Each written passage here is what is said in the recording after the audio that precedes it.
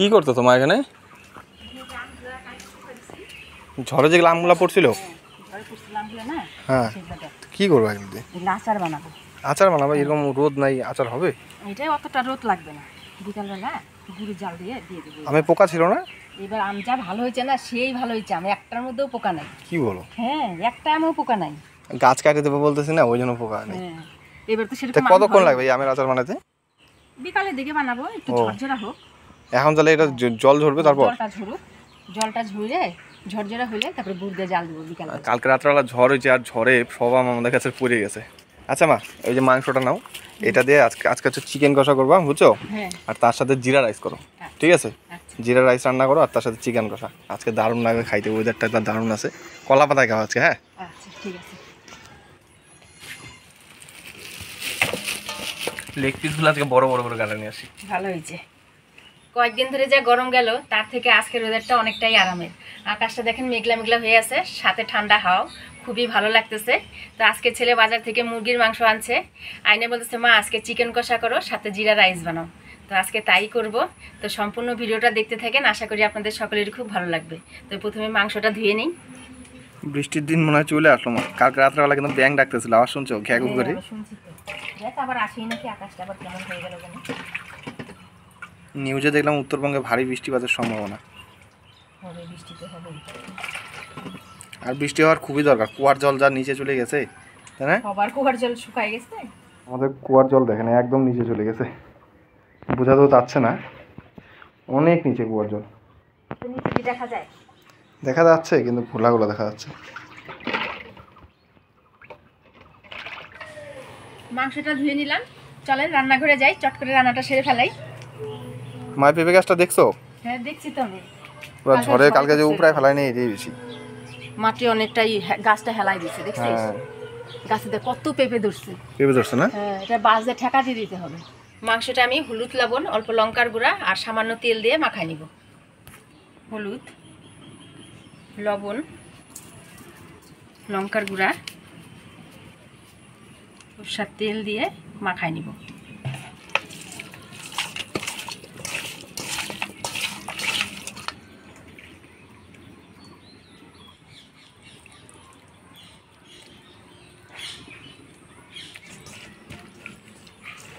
মাংসটা মাখা নিলাম, এবার ঢাকা দিয়ে রেখে জিরা রাইসের জন্য ভাতটা বসাই দেব।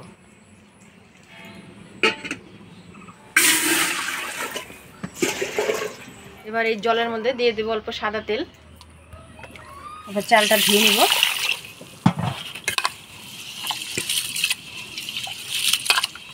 জল গরম হয়ে আসছে, এবার চালগুলা দিয়ে দিব।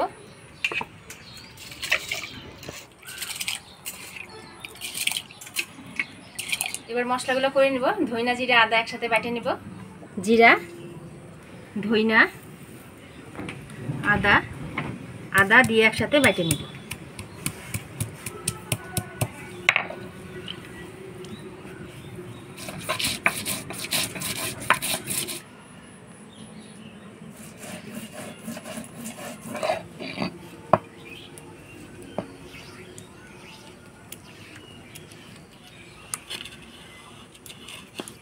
এবার শুকনো লঙ্কাগুলো বাইটে নিব।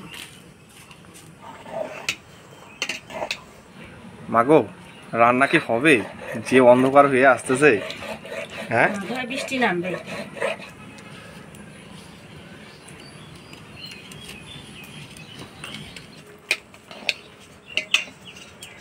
জিরা রাইসের ভাতটা হয়ে আসছে, এবার এর মধ্যে দিয়ে দিব অল্প লবণ।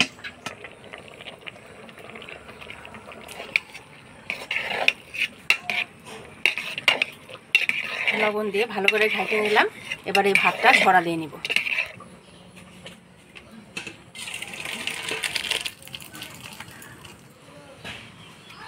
জিরা রাইসের ভাতটা একটু ঝরঝরা করতে হবে। আমি যে লবণটা দিলাম, লবণটা পরে দিবেন, আগে দিলে কিন্তু ভাতটা নেতা হয়ে আসবে, সেই জন্য লবণটা পরে দিতে হবে। দেখেন কি সুন্দর ঝরঝরা হয়েছে। জিরা রাইসের জন্য ভাতটা নামাই নিছি, তো কড়াই গরম হয়ে গেছে, এবার দিয়ে দেব ঘি।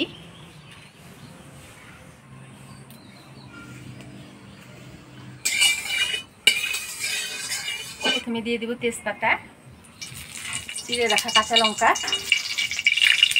দিয়ে দেব গোটা জিরা,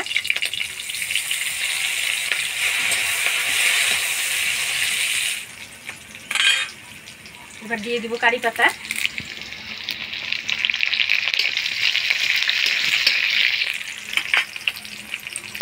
এবার ভাতটা দিয়ে দিব।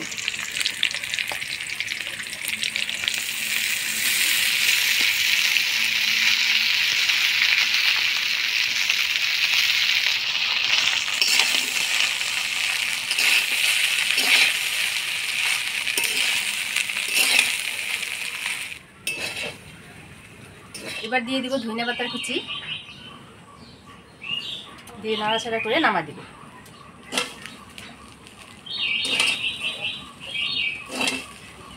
জিরা রাইস রান্না হয়ে গেছে, এবার নামিয়ে নিব।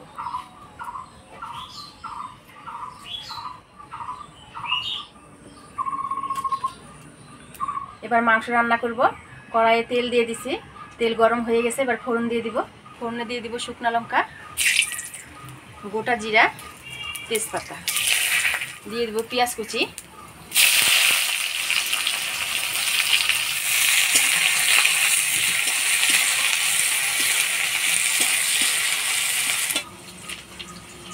দিয়ে দিব টমেটো কুচি। পেঁয়াজ টমেটো ভালো করে নাড়াচাড়া করে নিলাম। এবার দিয়ে দিব বাটা মশলা, আদা জিরা ধনিয়া লঙ্কা বাটা, দিয়ে দেবো থেতো করা রসুন, দিয়ে দেবো হলুদ, স্বাদ মতো লবণ, দিয়ে নাড়াচাড়া করে নিব।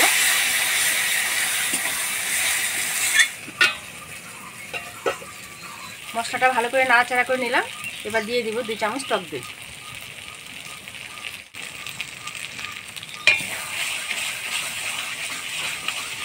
এবার দিয়ে দিব সামান্য চিনি,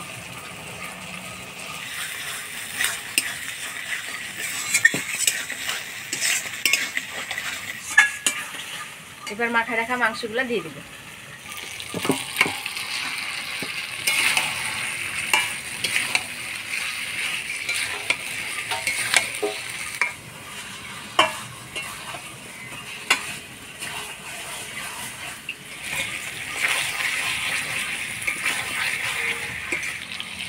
দেখেন মাংস থেকে তেল ছেড়ে দিচ্ছে, তো মাংস কষানো হয়ে আসছে। অল্প জল দিয়ে ঢাকা দিয়ে দিব।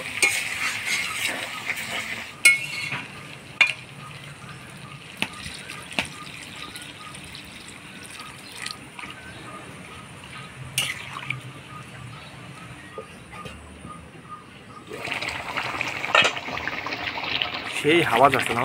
হ্যাঁ, মুখটা কাটে গেল খাওয়া।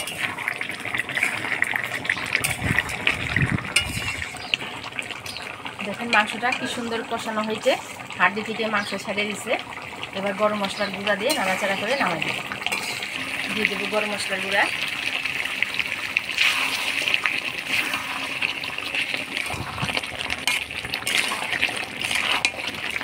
চিকেন কষা হয়ে গেছে, এবার নামিয়ে নেব।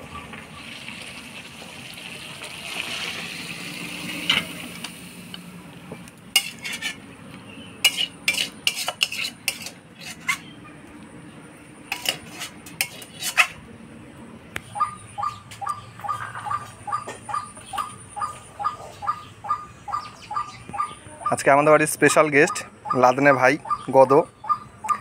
গদ, তোর মাথার চুল কই গেছে রে?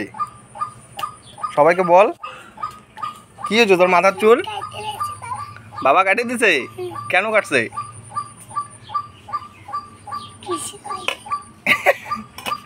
কাহিনীটা যা আছে না, বলতেছি দাঁড়ান।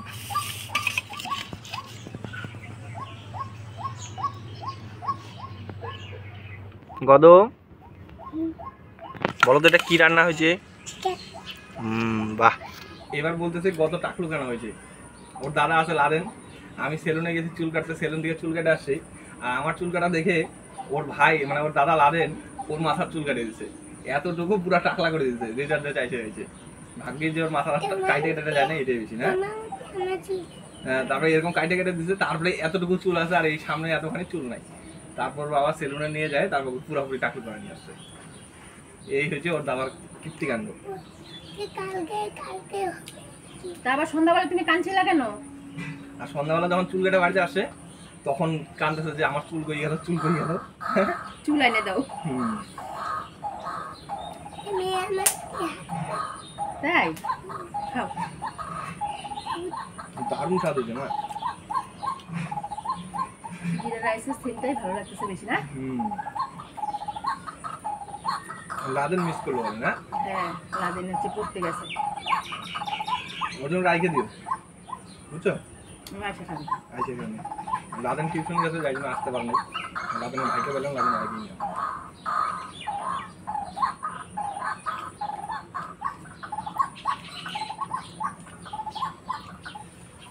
সত্যি আমার জিরা রাইসটা যা হয়েছে না, সাথে চিকেন কষাটাও হেভি টেস্ট হয়েছে।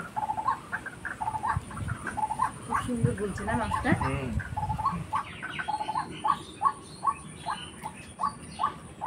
আজকে ওয়েদারটা একটু ঠান্ডা ঠান্ডা আছে, তাই জন্য মাকে বললাম যে চিকেন রান্না করো, চিকেন কষা আর তার সাথে জিরা রাইস।